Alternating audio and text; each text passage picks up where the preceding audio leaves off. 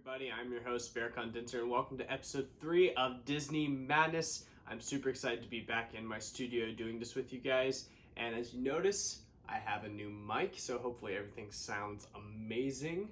I have a new camera, so hopefully everything's just a little bit better visual-wise and audio-wise today in this episode and going forward as I ramp up the amount of episodes that gets produced, because time is a little bit more open now, so I can enjoy sitting down and making these podcasts and everything like that and talking about something I'm really passionate about: Disney. All things Disney. I love it so much. I mean, honestly, I could really just talk about Disney all day long.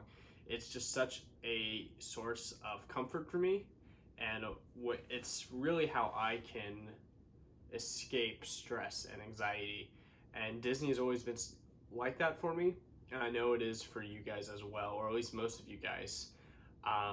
So I'm really excited to be able to do these episodes. I'm so appreciative that you guys are taking time to listen, and if you're watching on YouTube, I'm so glad that you guys are watching, and I hope that you guys continue to watch and listen. So subscribe however you're listening in or watching. Subscribe on YouTube, subscribe on Apple Podcasts, Spotify, the whole shebang. I'd love to keep talking with you guys.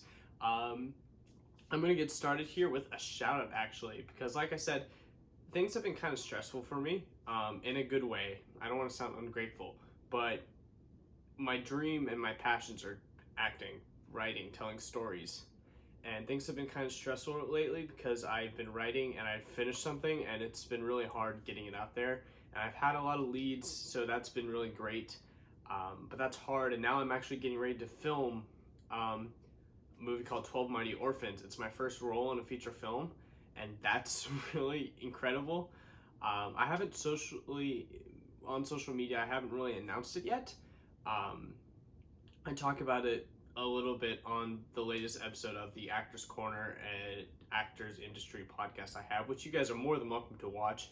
It's all on the same platform channel on YouTube, or you guys can look it up or the Actors Corner.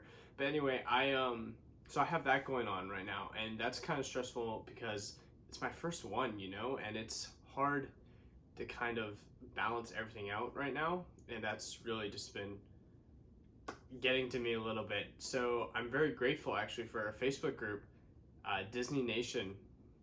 I'm so grateful for you guys, and Inside Disney's Insider. I'm really grateful for all the Disney Facebook groups out there, and I'm so sorry if I missed you guys. I'm in a lot of them, but I'm grateful because it makes me really happy to see so many people so excited about going to like Disney World or anything Disney. I mean, I truly live off that. So I love seeing y'all's countdowns, what you guys are planning and everything like that. It just makes me so happy. And if you guys ever have any questions about Disney or anything like that, please send them my way. I'd love to answer them on the pod. I actually have a couple today from Kevin from Disney's Insiders. I believe that's the Facebook group's name, which is an amazing Facebook group. I'm so sorry if I'm not getting that name right. I'm kind of putting myself on the spot because I don't really have I should have put that in my notes, but I didn't, so I apologize. But you guys are all amazing. And Kevin from Disney's Insiders, that's the name I'm going to go with today, sent me a bunch of questions that I actually am going to split. So I'll answer the next one, or a couple of them on the next episode, so that I have a chance to correct myself if I'm getting the group name wrong. And I'm sorry that I keep looking up at this mic. Like I said, first time using it, so I'm a little bit anxious of it, but it looks like it's holding up pretty well, and it sounds pretty great in my Mickey headphones, which I love. All right, I'm gonna get down to actual Disney news now. Spider-Man is back in the MCU. That makes me so happy. And if you're watching on YouTube, you can see that I love Spider-Man, and I'm gonna kind of keep this with me for the rest of the episode because I'm kind of cold. But if you're listening, I'm putting on a Spider-Man blanket because I'm very happy that Spider-Man is back in the MCU.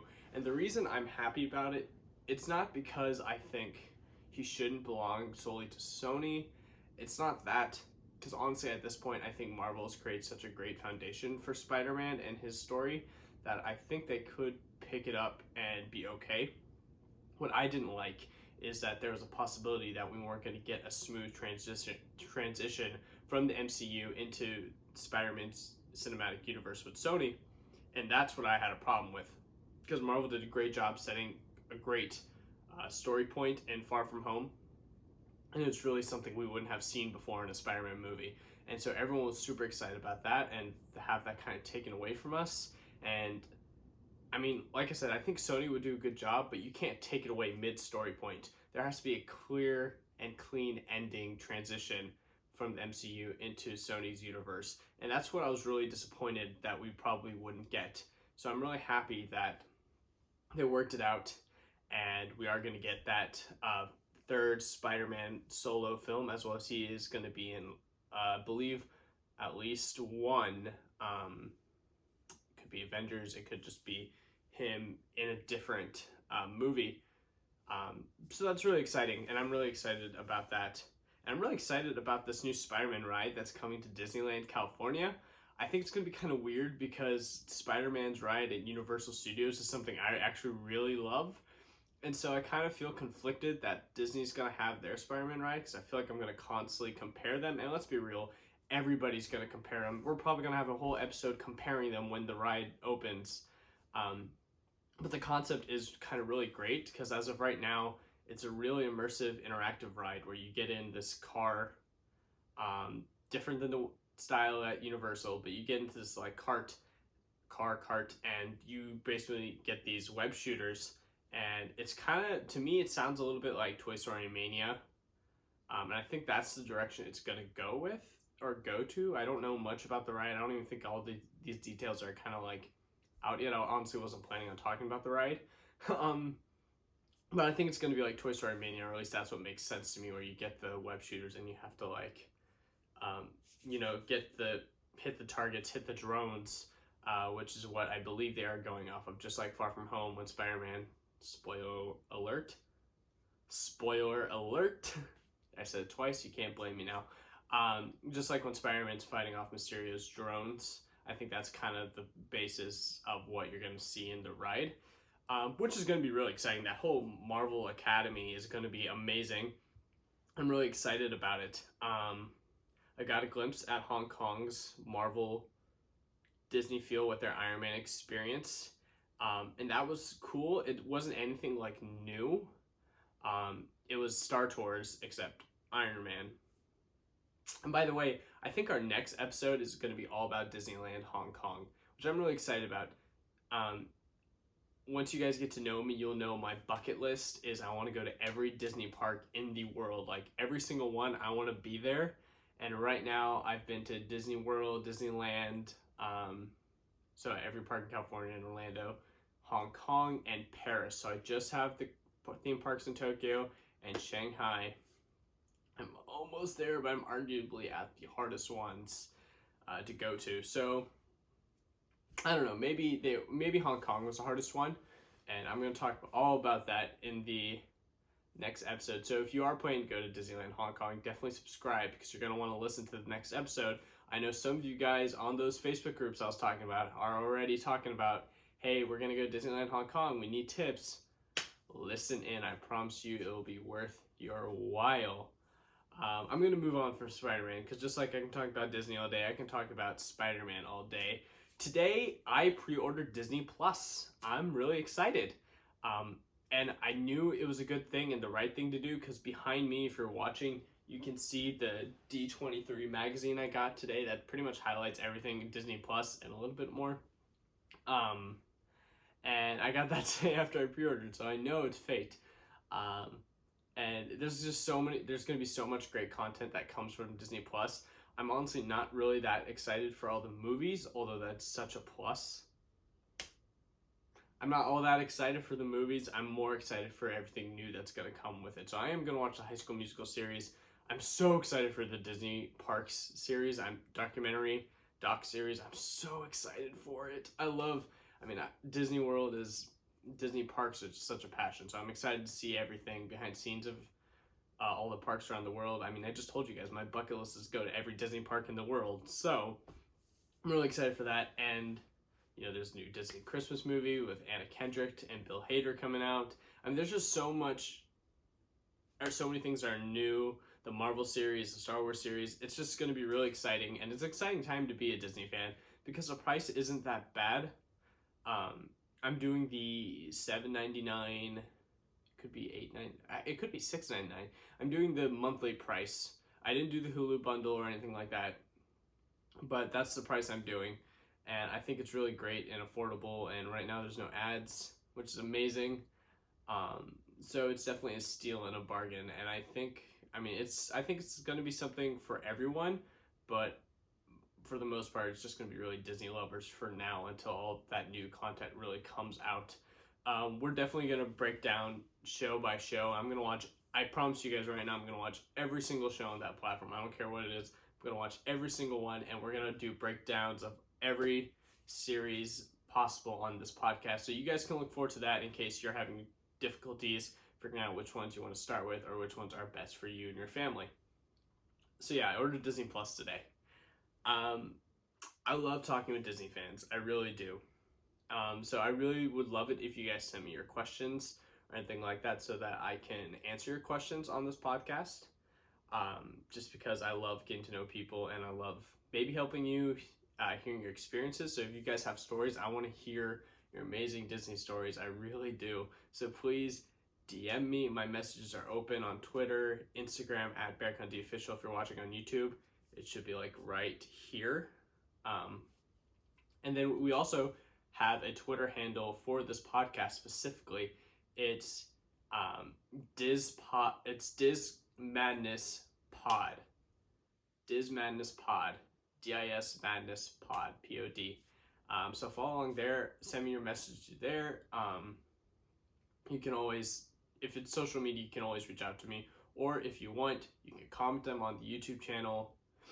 Or you can email me, bearcondenser, BERKANDINCER at 1021, so 1021 company.com, bearcondenser at 1021company.com. If you send me anything, I guarantee you right now I'm going to do my absolute best to respond to everything. And that's easy for me to say right now because I don't really get that many messages or anything like that. But eventually the goal, Pixie Dust Magic, hopefully, the goal is that I will get to a point where it is overwhelming to hear back from you guys, but I'm still going to do everything I possibly can because I'm just so appreciative that you guys are spending time listening to me at all. And with that, I'm going to get into Kevin's questions. He asked me 4 really great questions. I'm going to talk about, I'm going to answer 2 of them today, and then the next episode I'll answer the next 2. So his first question was, what's my personal take on Galaxy's Edge, and what's the reality of the disappointment of it with it not being as busy as Walt Disney World anticipated? So I saw Galaxy's Edge at Disneyland California in July, about a month and a half after it's been opened. A little bit more than a month and a half, almost 2 months. And I mean, it's a beautiful land. It really is. So the detail's amazing. They really put a lot of thought into everything they did.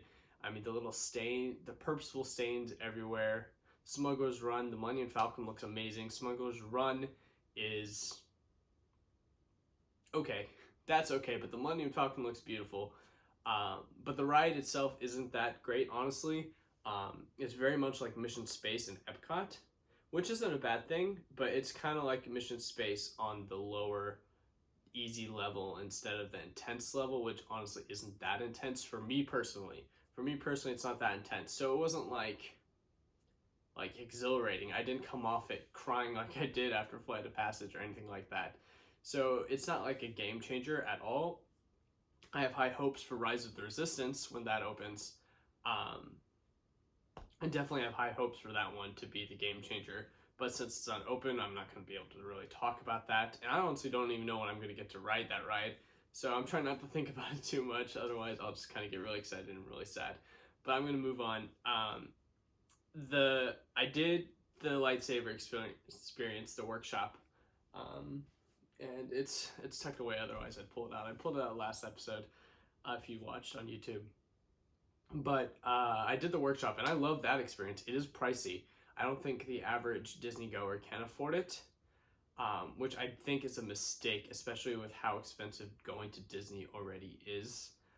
I don't think it's right to have those awesome, really one trip in a lifetime experiences and then not be able to do it because of the price. I don't think that's really fair.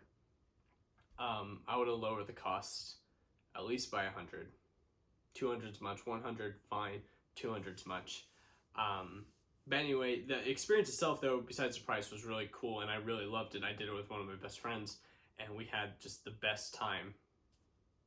And the droid workshop, building your own droid, is a really cool experience. That one I didn't personally do, but I watched it, and it looks like a really engaging experience. So that's really awesome. The stores are really great. The food I have a problem with.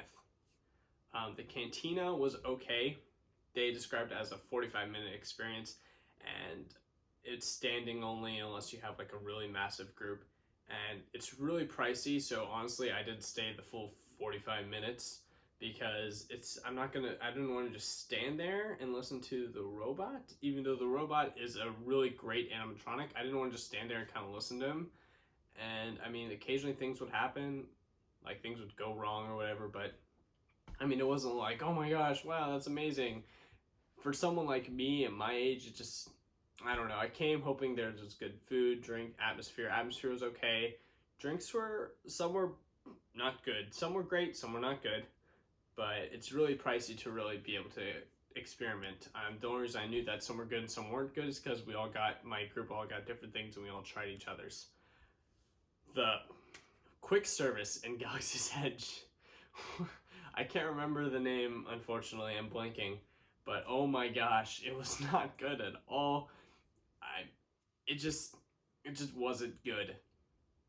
I'm sorry to say that, but you can't just put chicken on a mashed potato, throw some beans, and then call it a day. I mean, I had a lot of high hopes, and it kind of felt like that quick service kind of got the short end of the stick. And it's really sad, but it just wasn't worth it. And I know exactly why after eating there, I know exactly why that the line was empty when I walked in. And I mean, there literally was no line. I mean, it was midday, Disneyland. Everywhere had long lines. Everywhere had no seating. This one in Galaxy's Edge had no line, plenty of seating options. Food just wasn't good. Now, the next part of that question is what my thoughts on how Disney is kind of reacting because of the turnout. With it, the reality of disappointment of it not being as busy as Walt Disney World anticipated. Here's the thing: we all are guilty of this. We all, when talking about Star Wars, we all talked about the massive amounts of hours spent waiting in lines to do things, and how hard it was going to be to do things. And I don't really think that's Disney's fault. I think Pandora at Disney World changed a lot of the game, more than they expected. Pandora is brilliant. It is truly brilliant.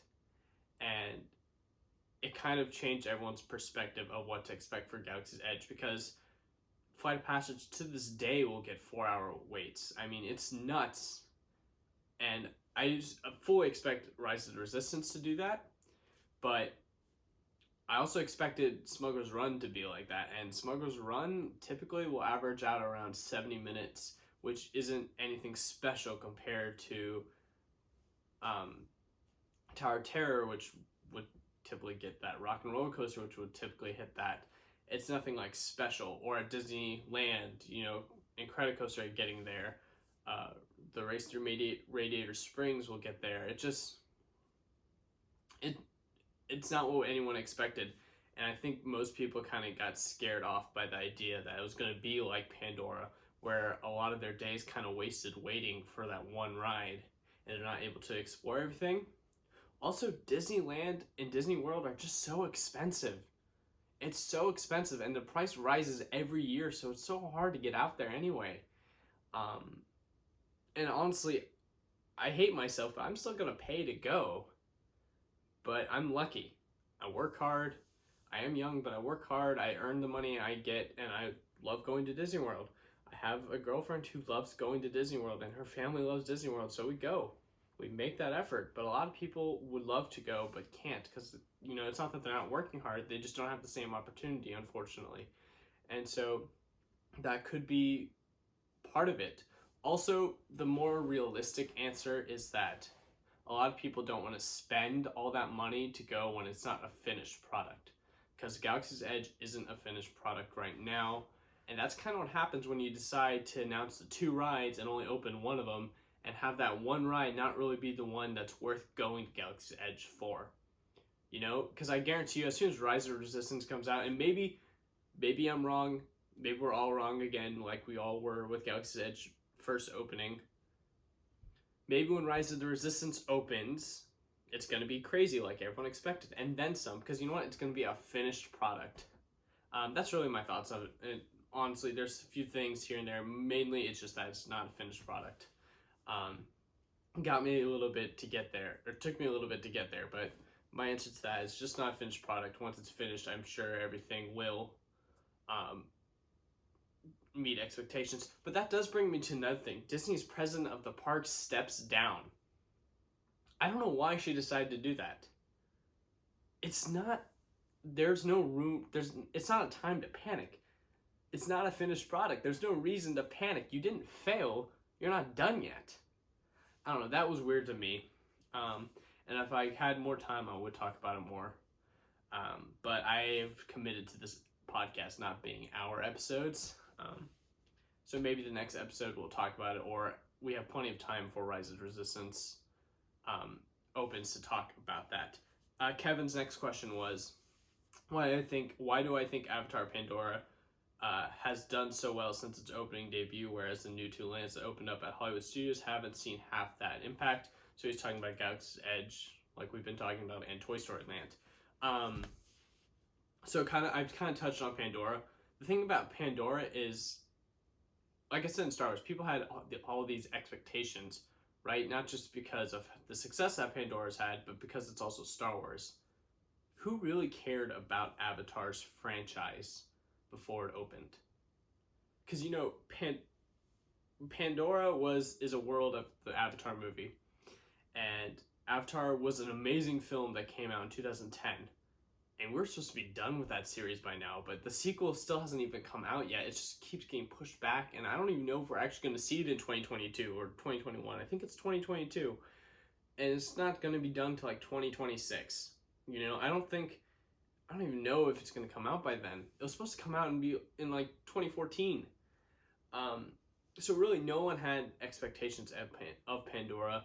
It was just kind of that construction going on in Animal Kingdom that people were excited to see, but no one was really like committed to it. They weren't like waiting years for it to open for going to Disney World. And then when it did open and it became this beautiful thing, this incredible story, immersive place that has great characters. And I don't mean like the blue people walking around everywhere. There's great character interaction there with just cast members, whether they're drumming, interacting with the crowd in that robotic suit. There's great interactions. It has a great quick service that really doesn't get too busy. Great snacks, a great shop, and both rides are perfect for what they're meant to be. Navi's River Journey is the most perfect young child family ride there is, because it's just so beautifully done and it's just stunning. And Flight of Passage is that perfect innovative ride that everybody will wait hours to do. It was just such a surprise, and I think people know that, and it's honestly a reason why people go back to Disney World. I think, after I went to Animal Kingdom after doing that, I was like, I gotta go back, and I'm so glad I did. I've been many times just because of that ride. That's what I most look forward to, is going to Pandora and riding Flight of Passage. It just was just such a pleasant surprise. And again, that directly correlates with why the disappointment is there with Galaxy's Edge, because people are expecting this Pandora level of amazingness, and I do think it could get there. It definitely could once Rise of Resistance opens. As of right now, Smuggler's Run, it's not there, but it definitely will get there. I'm hopeful it'll get there. Right now, it's just not a finished product. So yeah, Kevin, you asked me some amazing questions. You have 2 more amazing questions. Definitely check them out in the next episode, and I encourage all of you guys to reach out and send me your questions because I love them. I love talking about them and having these podcasts centered around your questions and stories. I'm actually gonna find myself in LA again in November. November 8th, I think I'm planning to go to Disneyland. So if you're gonna be in Disneyland and you listen to this show, let me know on social media. Come find me at Disneyland and say hello. Let's take a picture. It'll be amazing. I'd love to meet you guys. The reason I'm going to Disneyland, and this is how I'm going to kind of full circle wrap this up, is I'm a writer. I wrote a script for a TV series that I've been developing, and it's been a couple years, but I finally finished the pilot. I have all the mythology down and everything like that. I'm going to a conference in Santa Monica.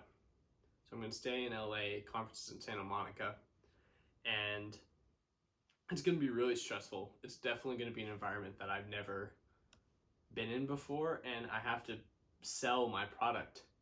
And I'm just a student, you guys, but I have to go up there, and there's a very real chance that I'm going to go up there in front of thousands of executives at this conference on stage to pitch my story and everything, and that's really stressful to me.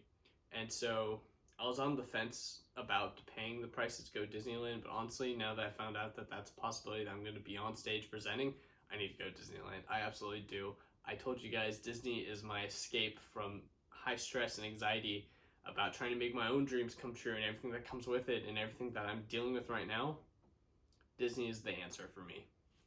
So I'm really excited to go to Disneyland. I'm going to vlog it and everything like that. So I hope you guys do subscribe to the YouTube channel, BearconD Official.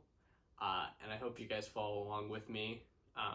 And definitely check out my other podcast, The Actor's Corner. It's a great different perspective of what's going on in my life. This is literally just my reality break and something I love to do, so I'm doing it. Yeah, that's really all I have this episode. I will talk more about that conference with you guys if you guys want me to on a different episode when I'm planning out my Disneyland trip and things I think I need to do in order to put myself in the best mental spot. I think that could be a cool episode before I go. But thank you guys again so much for listening, for watching. You guys mean so much to me. I love seeing all you guys so excited on the Facebook groups, everything like that, and it makes me happy. So thank you guys. I'm BearconD. I'll see you guys next time.